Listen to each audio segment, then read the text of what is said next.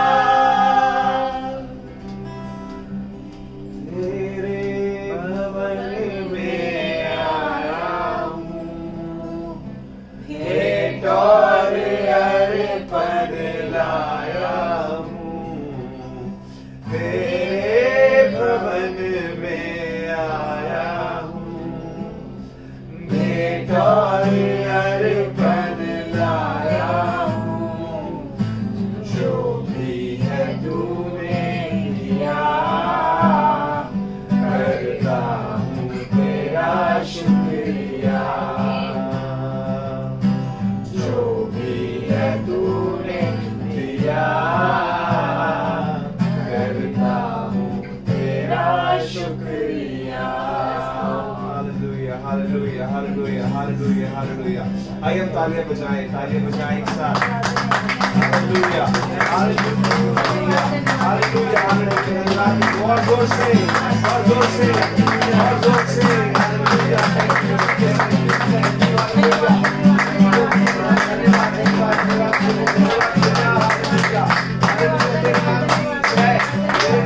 जय हो यहोवा राफा, चंगाई देने वाले परमेश्वर, तेरे नाम की जय, तेरे नाम की जय। यहोवा हीरे उपाय करने वाले तेरे नाम की जय। हालेलुया। थैंक यू प्रभु, धन्यवाद करते हैं इस सुंदर सुबह के लिए मेरे प्रभु कि आपने दी मेरे प्रभु, और ये मौका दिया मेरे प्रभु जी कि हम मेरे प्रभु जी अपने अपने घरों में रहकर एक साथ एक कलीसिया होकर मेरे प्रभु आपके सम्मुख आ सके। मेरे प्रभु आपने हमें अपने परिवार में जोड़ा। बीते दिनों आपने मेरे प्रभु जी हमें उन तमाम बातों से मेरे प्रभु जी जो हमें मौत में ले जा सकती थी बचा के रखा मेरे प्रभु जी, और अपनी चंगाई प्रदान की मेरे प्रभु। थैंक यू जीसस, हालेलुया कि हम आपको जानते हैं और हम आपको मानते हैं, और न सिर्फ ये बल्कि आपके द्वारा बचाए गए हैं। हालेलुया। यीशु मसीह हम आपके लहू के खरीदे हुए हैं खुदा, और मेरे प्रभु आपने हमें चुना है प्रभु। धन्यवाद प्रभु तमाम बातों के लिए। बीते दिनों में मेरे प्रभु जी आपका धन्यवाद करते हैं वो तमाम जाने जो मेरे प्रभु जी कोरोना वायरस के संकट में आई, लेकिन मेरे प्रभु जी वो नेगेटिव हो गए। हालेलुया प्रभु, धन्यवाद उन सब जानों के लिए जो बचाई गए मेरे प्रभु जी, और मेरे प्रभु जी आपका धन्यवाद। और विश्वास है प्रभु आने वाले तमाम दिनों में मेरे प्रभु जी ये वायरस हमारा कुछ नहीं बिगाड़ पाएगा, क्योंकि हमारा परमेश्वर हमारे साथ है। न सिर्फ ये वायरस बल्कि कोई भी महामारी हमारा कुछ नहीं बिगाड़ सकती, क्योंकि हम प्रभु यीशु मसीह के लहू के खरीदे हुए। हालेलुया प्रभु, आपकी इच्छा हमारे जीवन में पूरी हो मेरे प्रभु, आपकी इच्छा इस पृथ्वी पे पूरी हो मेरे प्रभु। प्रेज़ यू, हालेलुया मेरे प्रभु। हमारे सबके जीवन में मेरे प्रभु एक एक जन जो इस समय अपनी आंखों को जोड़े हुए मेरे प्रभु जी, अपनी आंखों को बंद किए हुए अपने हाथों को जोड़े हैं मेरे प्रभु, उसके जीवन में आपकी इच्छा पूरी हो मेरे प्रभु। प्रभु आपके नाम का धन्यवाद, क्योंकि आप इस स्तुति और महिमा के योग्य हैं। Thank you hallelujah, thank you Jesus. प्रभु आपके नाम का धन्यवाद करते हैं पिता। और मेरे प्रभु जी सब अमित करते हैं आप आज जो वचन आपने हमारे लिए निकाला है मेरे प्रभु जी, वो हमारे जीवनों में 7 गुना और 100 गुना फल लाए। Thank you Jesus. प्रभु आप हमारे जीवन में काम करें, इन वचनों के द्वारा हमें और नई ताकत दे मेरे प्रभु, ताकि हम और बढ़े मेरे प्रभु, आपके नाम में इस्तेमाल करें मेरे प्रभु जी। आने वाला समय और मेरे प्रभु जी आज का वचन हमारे जीवन में मेरे प्रभु जी बढ़ोतरी का कारण हो, और मेरे प्रभु जी हम आपके विश्वास में बढ़ते जाएं। हमने जो कुछ आपके नाम से मांगा पाया मांगते हैं खुदावंद यीशु मसीह के वसीले से, आमीन आमीन। आज हमारे बीच में मिस्टर महेश कुमार प्रभु का वचन हम सबों के साथ शेयर करेंगे। आप सभी को जय मसीह की। आइए हम सबसे पहले प्रार्थना करेंगे।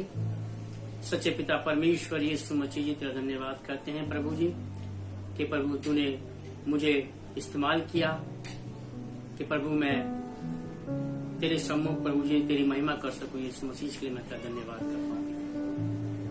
मांगते सब कुछ खुदावंद यीशु मसीह के वसीले से, आमीन। जी हाँ जीजो और बहनों और भाइयों, मैं सबसे पहले धन्यवाद करना चाहूंगा हमारी कलीसिया के पास्टर साहब के लिए, पूरी कलीसिया के लिए कि जिन्होंने मुझे मौका दिया कि मैं परमेश्वर की महिमा कर सकूं। तो इसके लिए मैं सबसे पहले उनका धन्यवाद करना चाहूंगा।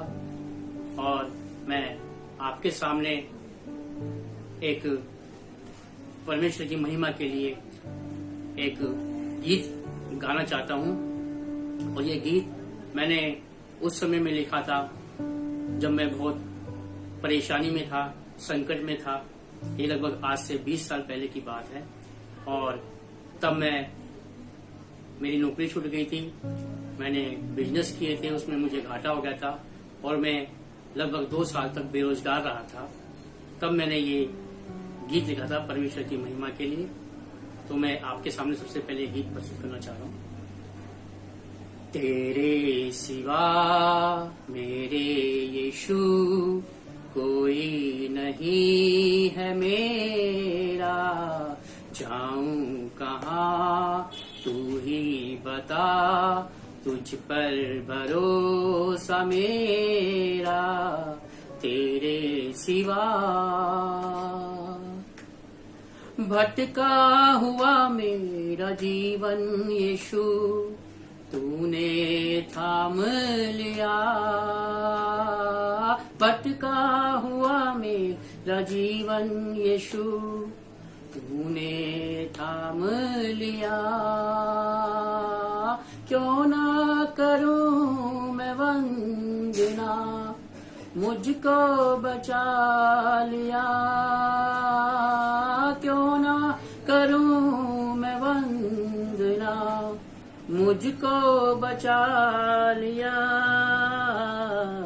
आया है जीवन में मेरे बनकर तू नया सवेरा, जाऊं कहाँ तू ही बता, तुझ पर भरोसा मेरा, तेरे सिवा। अंधियारे इस जीवन में ज्योति तेरी है पाई, अंधियारे इस जीवन में ज्योति तेरी है पाई। ये प्यार भलाई कृपा रोशनी हिलाई, प्यार भलाई कृपा रोशनी हिलाई। तेरे ही नाम से यीशु दूर हुआ अंधेरा, जाऊं कहाँ तू ही बता, तुझ पर भरोसा मेरा, तेरे सिवा। परमेश्वर नाम की महिमा और तारीफ हो। आइए हम अब इस संडे सर्विस में अब वचन में चलेंगे। तो आज का जो वचन का विषय है वो है भय यानी कि डर। जैसा कि आप सब लोगों को पता है कि बाइबल में 365 बार लिखा गया है कि मत डर। तो आज का विषय भी यही है कि डर और भय के बारे में। तो आइए हम इसके लिए निकालेंगे सबसे पहले मत्ती की इंजील उसका 8 बाब और उसकी 23 से लेके 26 आयत तक। यहाँ इस प्रकार से लिखा है, जब वह नाव पर चढ़ा और उसके चेले उसके पीछे हो लिए, और देखो झील में एक बड़ा तूफान उठा कि नाव लहरों से ढकने लगी और वह सो रहा था। ये उस वक्त का वाक्य है जब प्रभु यीशु मसीह अपने चेलों के साथ एक झील पार कर रहे थे नाव के द्वारा, और उस नाव में प्रभु यीशु मसीह सो रहे थे। और ऐसा हुआ कि एक आंधी, एक तूफान उस झील में आया और नाव डगमगाने लगी। और तब चेलों ने पास आकर उसे जगाया और कहा, हे प्रभु हमें बचा, हम नष्ट हो जाते हैं। तब प्रभु यीशु मसीह के चेलों ने प्रभु यीशु मसीह को जगाया और कहा, हे प्रभु हमें बचा के भी हम नष्ट हुए जाते हैं। उसने उनसे कहा, हे अल्पविश्वासियों क्यों डरते हो? तब उसने उठकर आंधी और पानी को डांटा और सब शांत हो गया। जी हाँ जी जो भाइयों, जिस प्रकार प्रभु यीशु मसीह ने आंधी और तूफान को डांटा और वे सब शांत हो गए। ये वाक्य हमें दर्शाता है कि हमारे जीवन में भी आंधियां आती है, परेशानियां आती हैं, कठिनाइयां आती है, दुख आते हैं, तकलीफ आते हैं, तब हम क्या करते हैं? प्रभु यीशु मसीह को पुकारते हैं कि परमेश्वर हमें बचा, और प्रभु यीशु मसीह तब आते हैं और हमें सब परेशानी से, कठिनाइयों से दूर करते हैं। जितने भी हमारे जीवन में आंधी रूपा परेशानियां आती हैं, तूफान रूपी कठिनाइयां आती है, वह सब प्रभु यीशु मसीह उनको दूर और दफा करता है। लेकिन वह साथ में यह भी कहता है कि हमें इन तमाम दुनियावी आंधियों से, दुनियावी परेशानियों से, कठिनाइयों से हमें डरना नहीं है। अब हम इसके लिए और निकालेंगे मत्ती की इंजील, उसका 8 और 10 बाब और उसकी 26 और 28वीं आयत। यहाँ इस प्रकार से लिखा है 26वीं आयत में, इसलिए मनुष्यों से मत डरना जो शरीर को घात करते हैं पर आत्मा को घात नहीं कर सकते। हमें मनुष्यों से बिल्कुल नहीं डरना है। प्रभु यीशु मसीह अपने इस वचन में हम लोगों को बताना मांग रहे हैं कि हमें मनुष्यों से, चाहे वो गरीब हो, चाहे वो अमीर हो, चाहे वो कितना ताकतवर हो, कितना बड़ा पहलवान हो, कितना लंबा हो, कितना चौड़ा हो, हमें उससे नहीं डरना। अब हमें डरना किससे है, प्रभु यीशु मसीह ये भी बता रहे हैं। उनसे मत डरना, पर उसी से डरो जो आत्मा और शरीर दोनों को नरक में नष्ट कर सकता है। हमें किससे डरना है? हमें प्रभु यीशु मसीह से डरना है, हमें अपने परमेश्वर से डरना है, क्योंकि वही आत्मा और शरीर दोनों को, जी हाँ बहनों भाइयों, आत्मा को भी और शरीर को भी दोनों को नष्ट करने का अधिकार केवल और केवल प्रभु यीशु मसीह। तो हमें परमेश्वर के भय में चलना, परमेश्वर से डर के चलना। हमारे जीवन में परमेश्वर का ही भय होना चाहिए, परमेश्वर का ही डर होना चाहिए, और किसी का डर और भय नहीं होना चाहिए। हम निकालेंगे आगे उत्पत्ति की पुस्तक, उसका 3 बाब और उसकी 10वीं आयत। उत्पत्ति की पुस्तक, उसका 3 बाब और उसकी 10वीं आयत। यहाँ इस प्रकार से लिखा है, उसने कहा, मैं तेरा शब्द बारी में सुनकर डर गया, क्योंकि मैं नंगा था इसलिए छिपा गया था। ये दुनिया का सबसे पहला डर है जो आदम डरा था। किससे? परमेश्वर की आवाज से। इससे पहले भी आदम परमेश्वर से बातें करता था, उसकी आवाज सुनता था, लेकिन वो उस वक्त नहीं डरा।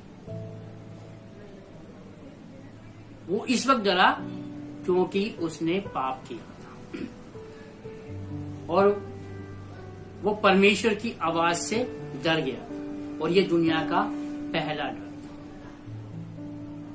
हम आगे और देखेंगे, निर्गमन उसका 3 बाब और उसकी 6वीं आयत।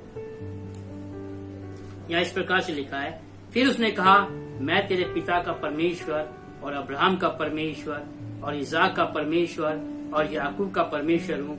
तब मूसा ने, जो परमेश्वर की ओर देखने से डरता था, अपना मुंह ढांप लिया। जी आजीजों और बहनों भाइयों, ये परमेश्वर का वह डर है, क्योंकि परमेश्वर हमारा ज्योति में परमेश्वर। परमेश्वर ने कहा कि मैं अब्राहम का, इसाक का और याकूब का परमेश्वर हूँ, लेकिन मूसा उसकी ज्योति को सहन नहीं कर पाया, और डर के मारे उसने अपना मुंह तक ढांप लिया। तो परमेश्वर का डर और भय हमारे में होना चाहिए। परमेश्वर को कोई नहीं देख सकता, क्योंकि वो बहुत ज्योति में परमेश्वर। मैं और आप, इवन के मूसा भी उसको देखने की हिम्मत नहीं करता।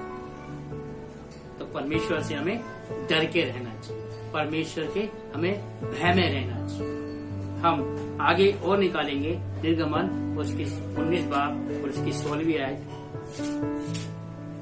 यहाँ इस प्रकार से लिखा है कि जब तीसरा दिन आया, तब भोर होते ही बादल गरजने और बिजली चमकने लगी और पर्वत पर काली घटा छा गई।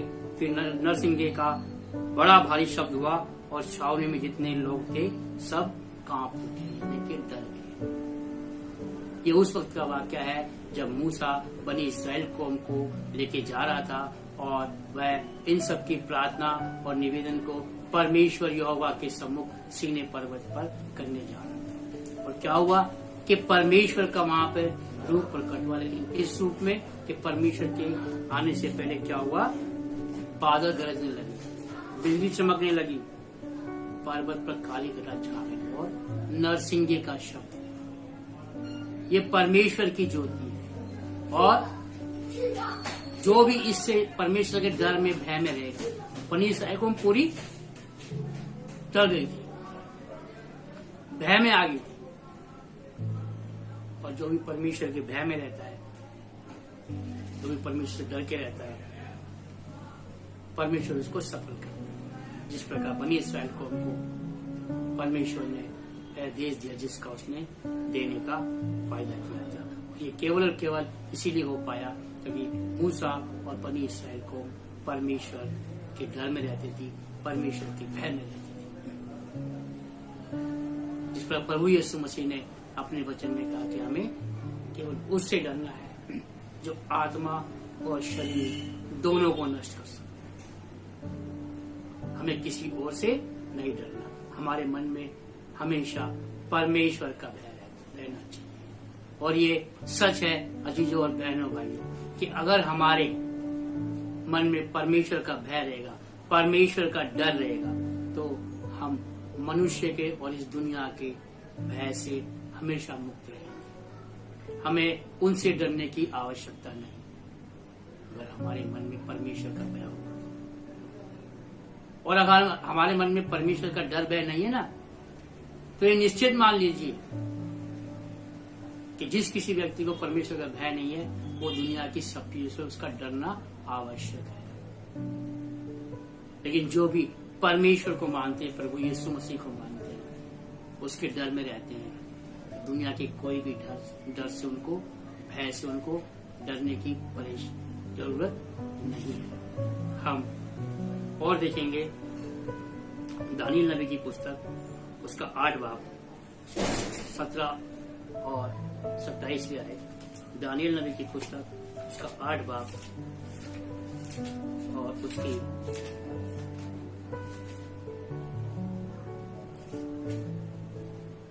15, 17 और 27 आयत। यहाँ इस प्रकार से लिखा है, यह बात दर्शन में देखकर मैं दानियल इसके समझने का यत्न करने लगा। इतने में पुरुष का रूप धारे हुए कोई मेरे सम्मुख खड़ा हुआ और दिखाई पड़ा।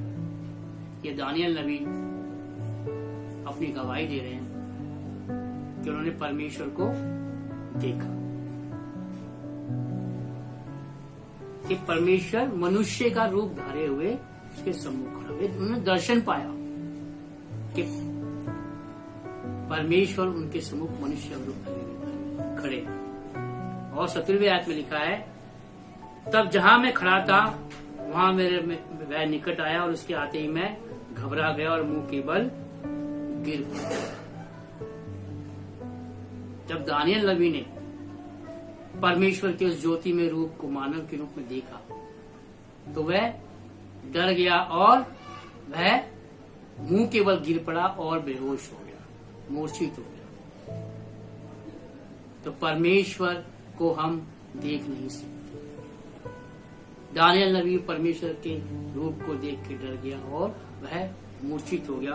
और 27वें आयत में लिखा है, तब मुझ दानियल का बल जाता रहा। अब दानियल नबी यहाँ पर गवाही दे रहे हैं कि मेरा पूरा बल, जब मैं बेहोश हो गया, जब मैंने परमेश्वर के रूप को देखा, तो मेरा सारा बल जाता रहा और मैं उस वजह से कुछ दिन तक बीमार रहा।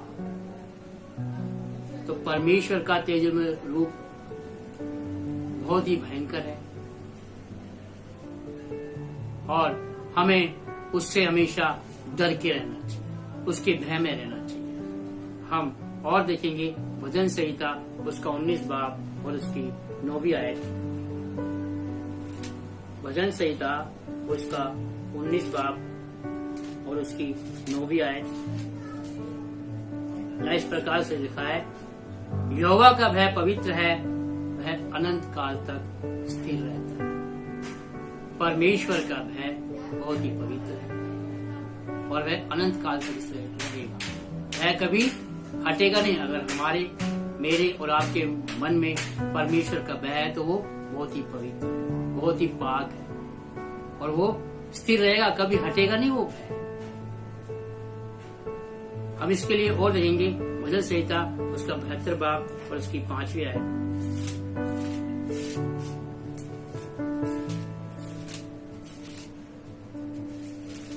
यहाँ इस प्रकार से लिखा है, जब तक सूर्य और चंद्रमा बने रहेंगे तब तक लोग पीढ़ी पीढ़ी तेरा भय मानते रहेंगे। इस प्रकार अभी वचन में कहा गया था कि परमेश्वर का भय स्थिर रहने वाला भय है।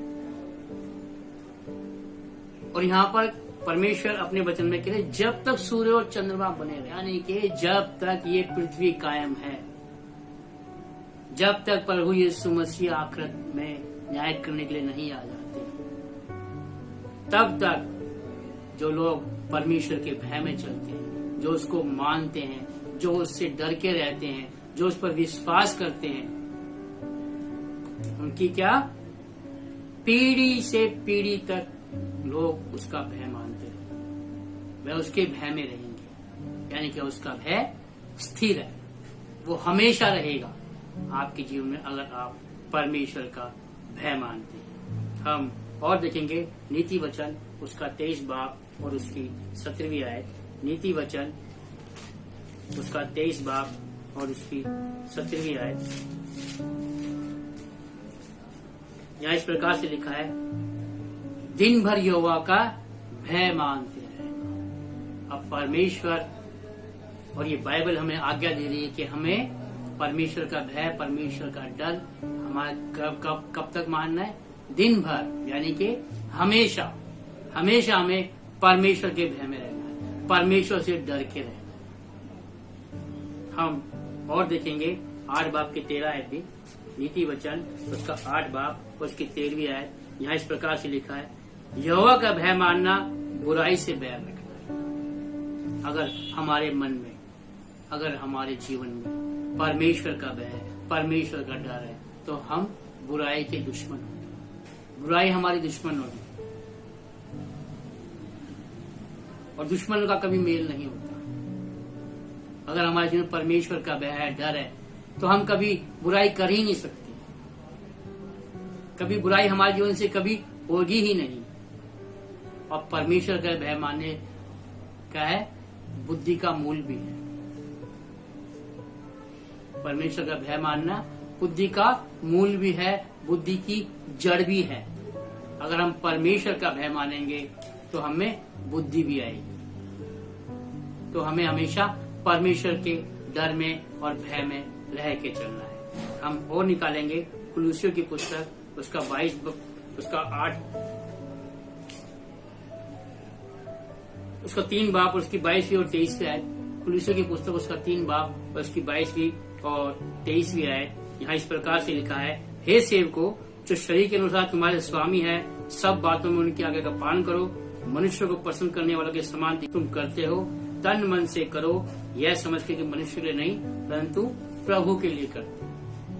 हमें जो कुछ भी करना है, हम जो कुछ भी करें इस जीवन में, वह हमें हमेशा परमेश्वर के भय में करना चाहिए।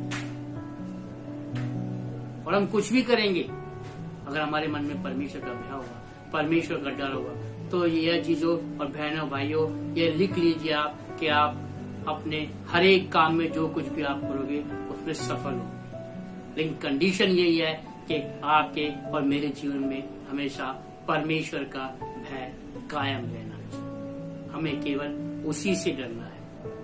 और अंत में हम निकालेंगे सबोपदेशक की पुस्तक उसका अंतिम अध्याय 12 बाब और उसकी 13वीं और 14वीं। यहाँ पर लिखा है, सब कुछ सुना।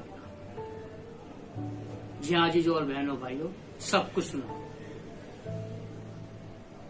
मैंने भी सुना, आपने भी सुना कि हमें किसी परेशानी से, कठिनाई से नहीं डरना, नहीं आदम से, किसी आदमी से डरना।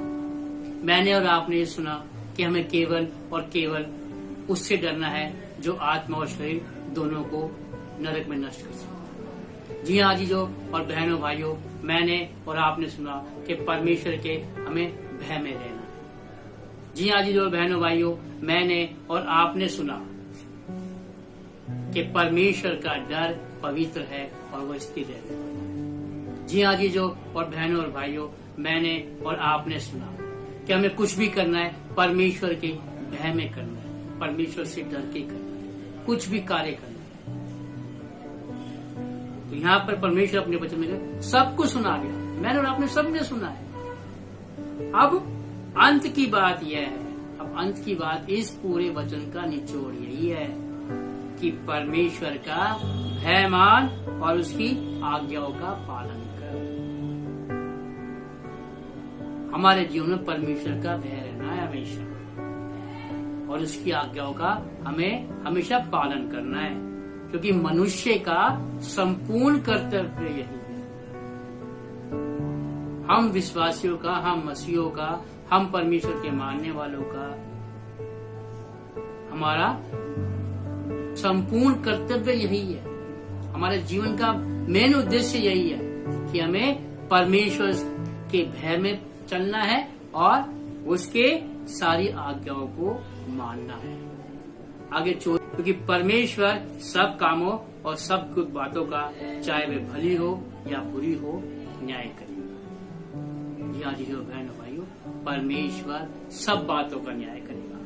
जब प्रभु यीशु मसीह इस दुनिया में न्याय के लिए आएंगे तो हमारी सारी बातों का न्याय किया जाएगा, चाहे वो भली हो चाहे बुरी। तो हमें इसके लिए तैयार रहना है और इसके लिए हमें परमेश्वर के डर में, परमेश्वर के भय में रहना है। हमें हमेशा उसी के अनुसार अपने जीवन को चलाना है। तो परमेश्वर के इस वचन के पढ़े और सुने जाने पर आशीष हो। आमीन। मेरी आप सब लोगों से एक विशेष रिक्वेस्ट है, प्रार्थना है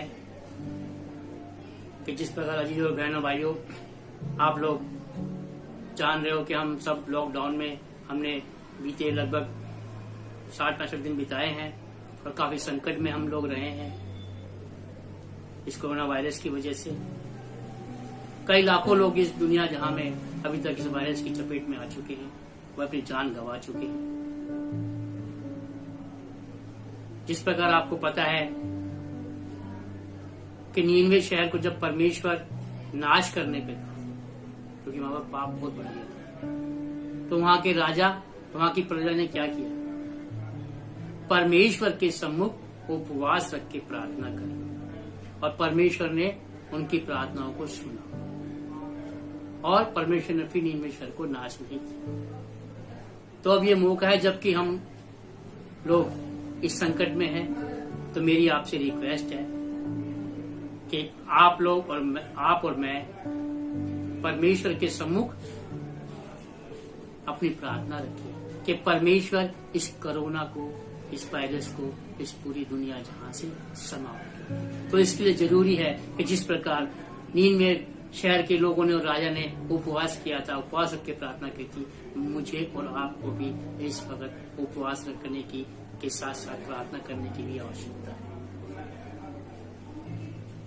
एक हफ्ते में कम से कम एक दिन आप उपवास रखें, उसके सम्मुख उपवास रख के प्रार्थना कीजिए। और उपवास कैसे रखें? जिस प्रकार प्रभु यीशु मसीह ने अपने वचन में, पवित्र बाइबल में कहा गया है कि केवल 2 ही बातें हैं जो गुप्त में रख के की जाती है। एक दान गुप्त में देना है और एक उपवास गुप्त में रखना है। जी हाँ बहनों भाइयों, हमें अपना उपवास गुप्त में रखना है, उस परमेश्वर के सम्मुख रखना है। इवन के हमारे परिवार को भी नहीं पता चलना चाहिए कि हमने उपवास रखा है। और मेरी आपसे फिर एक बार रिक्वेस्ट है कि जब भी आप उपवास रखें जिस दिन, तो आप जो भी उस दिन खाना खाते हो वह अपने घर में जरूर बनवाइए, और हो सके तो उस बने हुए खाने को, आपके उस हिस्से को आप किसी गरीब को, किसी मोहताज को या किसी भूखे को वह भोजन दीजिए, क्योंकि इस समय काफी लोग भूख से भी ग्रस्त हैं। और जो कोई अगर बीमार है और वो दवाई ले रहा है, उसका शरीर उसको अलाउ नहीं कर रहा, तो वो कोई बात नहीं, बिना उपवास रखे परमेश्वर के सम्मुख प्रार्थना कर सकता है और वो बिना उपवास रखे भी किसी गरीब को, मोहताज को उसकी सहायता कर सकता है। तो ये मौका है कि हम परमेश्वर के सम्मुख जाए। मेरी आपसे ये रिक्वेस्ट है और आप सब लोग सुरक्षित रहे, प्रभु के भय में रहे और प्रभु के आनंद में रहे। आइए हम परमेश्वर का धन्यवाद करें कि परमेश्वर ने हम सबों को अपने वचन से पहचान किया। आइए हम अपने सरों को झुकाएं और दुआ में चलें। Thank you Jesus, thank you Lord. परमेश्वर, हम आपका धन्यवाद करते हैं कि प्रभु आपने अपने सुंदर वचन को आज इस कलीसिया में भाई मेस के द्वारा अपने बच्चों को दिया, क्योंकि तेरा वचन कहता है बोलने वाले तुम नहीं बल्कि मेरा वचन तुम में होकर बोलेगा। और ये सच है प्रभु कि भाई मेस ने जो भी वचन दिया है परमेश्वर बहुत सुंदर है, और आज उन्होंने अपने वचन से बताया कि हमें डरना नहीं है, भयभीत नहीं होना, बल्कि ऐसे संकट की घड़ी में परमेश्वर के भय में होकर चलना है। और परमेश्वर, डर कुछ नहीं है, क्योंकि आज ये दुनिया डर के माहौल में है और शैतान भी चाहता है कि हर एक इंसान को भयभीत किया जाए, डराया जाए। और इस दुनिया में सबसे बड़ा डर जो है वो इंसान के जीवन में मौत का है। लेकिन सच है परमेश्वर, आपने मौत पे विजय हासिल करके उस डर को हमारे जीवन से अलग कर दिया, ताकि हम भयभीत ना हो, बल्कि तेरे बताए हुए मार्गों पे चले और अपना संपूर्ण जीवन आपकी आज्ञाओं के अनुसार व्यतीत करें। क्योंकि तेरा वचन बताता है कि पृथ्वी पर जो भी अच्छी और बुरी बातें हमारे जीवन में होती हैं, उन तमाम बातों का आप न्याय करेंगे। इसलिए हम किसी भी बीमारी से भयभीत ना हो, किसी भी इंसान से भयभीत ना हो,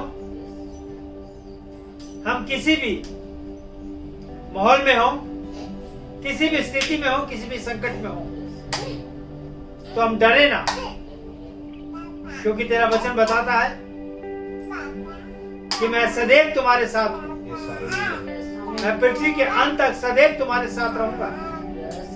और जब हमारा परमेश्वर प्रभु यीशु मसीह हमारे साथ है तो हमें डरना नहीं है, और हमें सिर्फ प्रभु की आज्ञाओं को परिपूर्ण करना है, दुआ प्रार्थना में लगे रहना है और परमेश्वर के नाम को हमेशा धन्यवाद करना है, क्योंकि यीशु मसीह ही इस संकट से हमें बचाएगा, उस मौत से हमें छुड़ाएगा और अनंत जीवन के लिए हमारा उद्धार करेगा।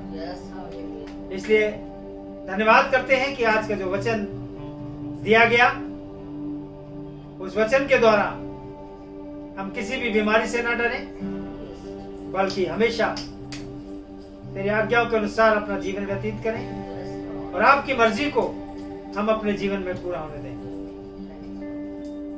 आज के वचन के द्वारा जो भी वचन तेरे बच्चों ने सुना है, वो उनके जीवन में 30 गुना, 60 गुना और 100 गुना फल लाए और हर एक के लिए आशीषित हो। विशेष प्रार्थना करते हैं भाई मेस के लिए, जिन्होंने प्रभु आज आपने इस्तेमाल किया अपनी कलीसिया में। आप उनको और भी अपने फजल और अपने रहम और अपने अनुग्रह में बढ़ाएं, और विशेष तौर पर उनके परिवार को आशीष दे।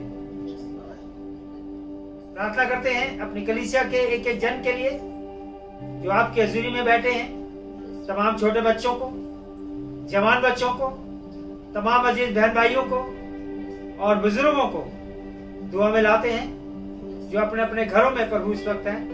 आप उन सबों को सुरक्षित रखें,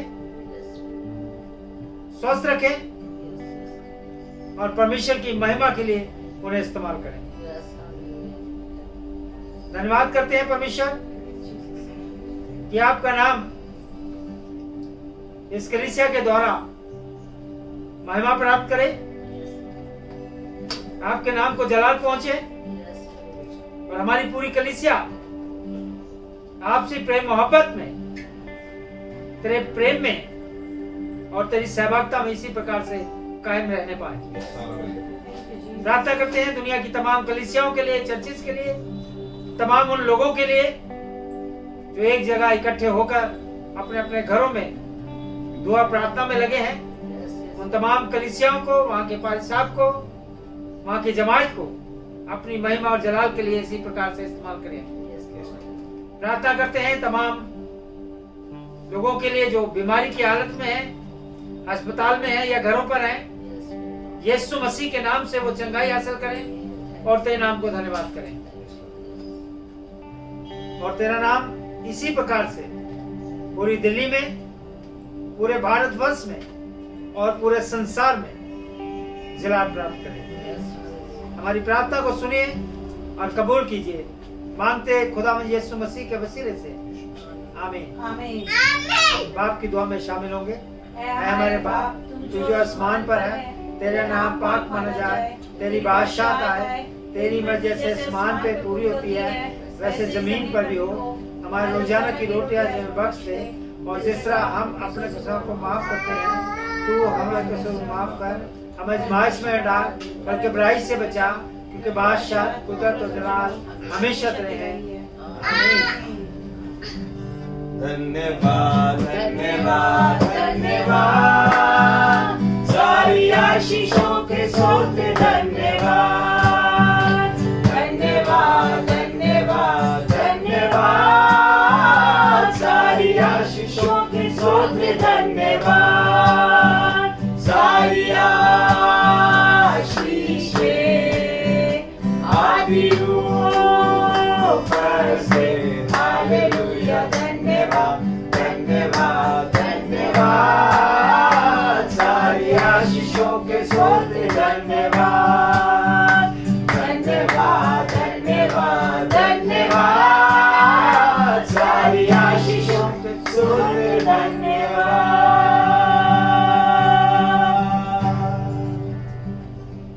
अब हमारे खुदा में यीशु मसीह का फजल, खुदा बाप की मोहब्बत, पाक रूह की सराकत दुनिया के सब ईमानदारों के साथ, बिल्कुल से जमात उस घराने के साथ और अपनी कलीसिया और तमाम कलीसियाओं के लोगों के साथ अब से हमेशा तक होती रहे।